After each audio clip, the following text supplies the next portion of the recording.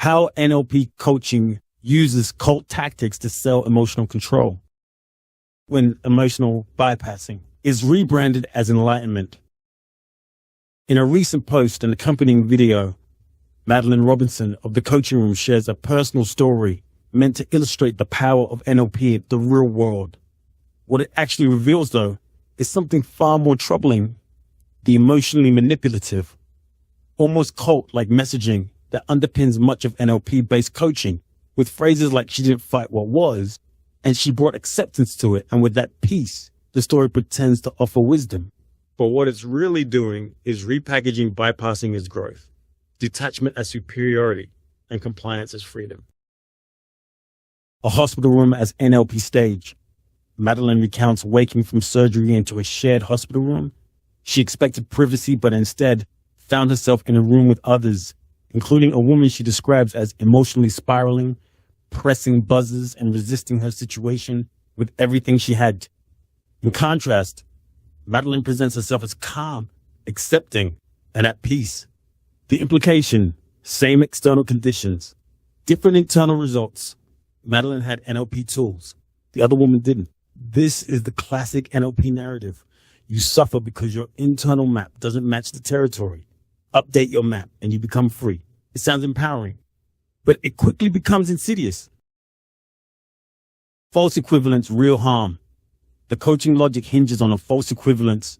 Both women were in the same environment, therefore the only difference was mindset.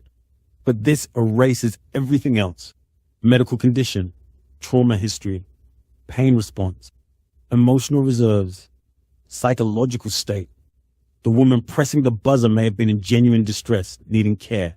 But in Madeleine's framing, she becomes a case study in failure, a warning of what happens when you don't have the tools. Her pain becomes instructional, not human. The empathy that isn't. Madeleine claims to feel compassion for the struggling woman, but it's not real empathy. It's pity dressed in ideology.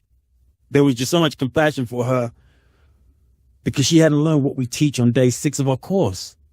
This is not compassion. This is condescension. It positions emotional suffering not as valid, but as evidence of being untrained. It recasts emotional expression as immaturity. When peace becomes emotional compliance, the accompanying post hammers it home. She didn't fight what was. She brought acceptance to it, and with that peace. This is not emotional maturity. It's emotional obedience. The message is clear. Don't question. Don't feel. Don't grieve. Just reframe. It asks people not to process pain, but to transcend it immediately and on command. That's not healing. That's suppression. Grief as resistance. In this worldview, anyone who hasn't moved on is simply stuck in their map. So if you've lost a relationship, a life you built over decades, and you're still hurting, you're not grieving. You're resisting reality. This is how NLP turns legitimate human pain into personal failure. It recodes trauma as poor mindset, and it allows those who cause harm to walk away guilt-free, while those left behind are told to choose a better state. The cult logic: it only works if you believe. The Oxford Review article on pseudoscience and coaching makes it clear: for NLP to work, you must believe. Fully, no doubts. No questioning, no resistance. Like any belief system with cult tendencies, its effectiveness is contingent on total surrender. Any cracks in belief, and it's not the system that failed, it's you. So if you still feel pain, you didn't do the work. You didn't reframe hard enough. You clung to your map. From salesperson to behavior expert in 28 days. The delusion of fast-track NLP certification. Another glaring incongruity emerges when you step back. How does someone move from selling insurance, real estate, or running a small business to becoming a human behavior expert in a few short weeks? The Coaching Room and similar NLP programs suggest that after 714 or 28 days of training, individuals are qualified to diagnose emotional responses, judge coping mechanisms, and determine psychological maturity in strangers. This isn't expertise, it's hubris. Real behavioral science requires years of academic study, ethical oversight, and clinical supervision. NLP offers a weekend course, peer feedback, a printable certificate, and then unleashes people onto the world with the arrogant belief that they can truly read, human behavior. In reality, their analysis is nothing more than ideological projection, interpreting human complexity through the narrow lens of oversimplified models like map and territory, states and reframing. It's play acting expertise, not embodying it. And because they are trained to see emotional struggle as a mindset flaw, they lack the very thing true behavioral experts are grounded in: humility. Emotional control as a sales pitch. The final hook of the coaching room post sums up its ideological core.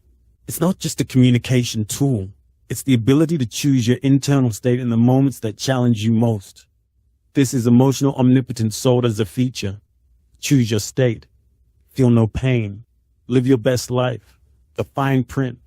Only if you fully buy in. Only if you surrender your natural emotional responses and replace them with NLP scripts. The manufactured deficiency. As discussed in a recent episode of the podcast, A Little Bit Culty, marketing expert Mara Einstein offered a simple insight into cult-like marketing tactics. Ever notice how marketers never tell you you're perfect as you are? If they did, you'd never need their products. The trick: convince you something's missing, then sell you the fix. This is precisely how NLP coaching sells itself. You're not okay as you are.